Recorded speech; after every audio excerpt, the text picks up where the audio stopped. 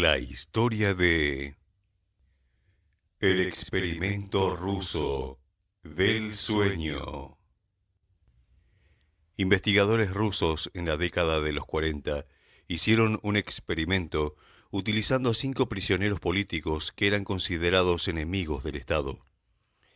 Se les prometió falsamente que serían liberados si accedían voluntariamente a ser usados como conejillos de India durante una prueba, en la que se probaría sobre ellos un nuevo gas excitante que los iba a mantener despierto durante un mes entero. Fueron confinados en un habitáculo sellado en el que se controlaba el consumo de oxígeno y se les administraba el gas en su dosis exacta, ya que una dosis más elevada era mortal. No tenían camas, ya que no iban a dormir, pero tenían agua, alimentos secos para un mes, un inodoro, revistas y libros para leer. Para observar el experimento, se disponía de una ventana de cristal grueso, con un diámetro de 5 pulgadas y varios micrófonos. Los primeros 5 días transcurrieron bien, pero a partir de entonces, los sujetos empezaron a mostrar paranoia, dejaron de hablarse entre ellos y empezaron a susurrarle a los micrófonos. Los investigadores sospecharon que este era un efecto secundario del gas. A partir del 9º día, uno de ellos empezó a correr por la sala gritando sin parar durante 3 horas. Después de ese tiempo, seguía gritando, pero ya no salía sonido de su garganta. Los científicos pensaron que físicamente se había destrozado las cuerdas vocales, pero lo más sorprendente fue la reacción de los otros 4 individuos. Ellos siguieron susurrándole a los micrófonos como si nada pasase. Pasado un tiempo ocurrió lo mismo con un segundo sujeto. Los otros 3 presos tomaron un libro, le arrancaron las hojas y las pegaron una a una con sus propias heces sobre las ventanillas de observación. Los gritos se detuvieron de inmediato y también los susurros, y así estuvieron por otros 3 días. En la mañana del día 14, los investigadores hicieron algo que nunca planearon. Le hablaron a los presos por un intercomunicador, buscando su reacción. Vamos a abrir el habitáculo para comprobar los micrófonos. Aléjense de la puerta y túmbense en el suelo. Si no lo hacen, les dispararemos. Pero si hacen lo que les decimos, uno de ustedes será liberado de forma inmediata. Pero la sorpresa fue mayúscula cuando oyeron una voz que les respondía desde el interior. Ya no queremos ser liberados. Finalmente decidieron abrir la cámara en la medianoche del día 15. Primero, se extrajo el gas del interior y se reemplazó por aire fresco. De inmediato, 3 voces empezaron a suplicar desde el interior de la cámara que les volviesen a aplicar el gas.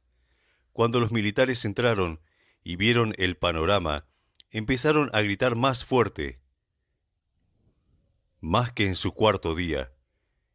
Ellos estaban todavía vivos, aunque su estado era difícil de describir.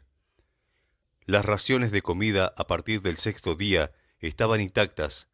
Había trozos de carne de los sujetos obstruyendo el sumidero de la habitación, impidiendo que se evacuase la sangre que se acumulaba alrededor.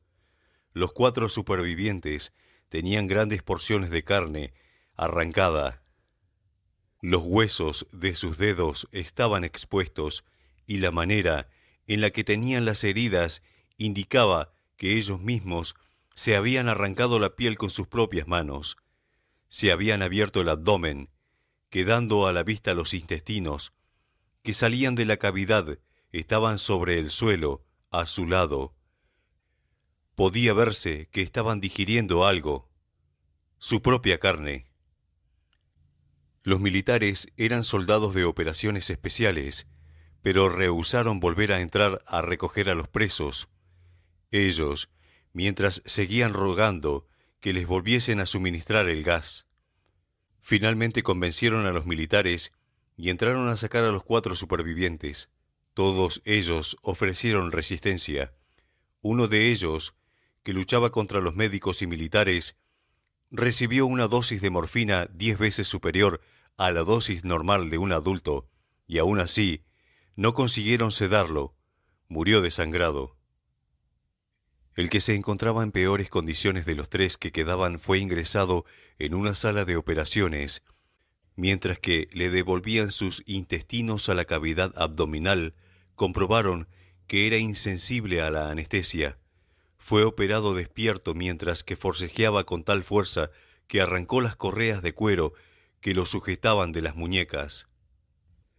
El siguiente en ser puesto en la mesa de operaciones fue el segundo, que se destrozó las cuerdas vocales. Como no podía gritar, solo movía violentamente la cabeza para protestar por la retirada del gas. Le restituyeron los intestinos y le cubrieron la cavidad abdominal, con lo que le quedaba de piel. A este preso ni siquiera intentaron aplicarle anestesia.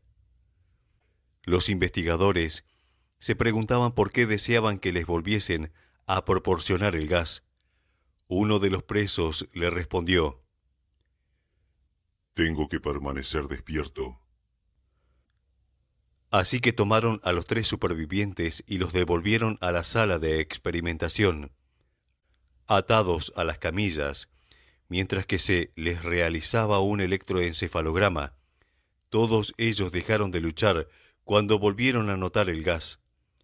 Las líneas del electroencefalograma eran normales, pero en ocasiones se volvían planas, como si ocurriese una muerte cerebral. Uno de los investigadores le preguntó al que todavía podía hablar: ¿Quién sos? Ya lo olvidaste. Somos la locura que se esconde dentro de todos ustedes, rogando en todo momento ser liberada desde lo más profundo de la mente animal. Somos lo que se esconde cada noche en el interior de tu cama. Somos lo que ocultas en silencio cuando vas al refugio nocturno donde no podemos pisar. Acto seguido, el hombre empezó a agitarse. Luego de un minuto de moverse intensamente, quedó quieto, pero sacaba espuma por la boca. El investigador hizo una pausa mirándolo fijamente y finalmente apretó el gatillo. Después de este suceso, nunca más se volvió a hablar del tema. Muchos dicen que los documentos y todo el material fue destruido y parte archivado secretamente. Lo que sí, en algún lugar remoto, se dio origen a la historia de el experimento ruso Del sueño.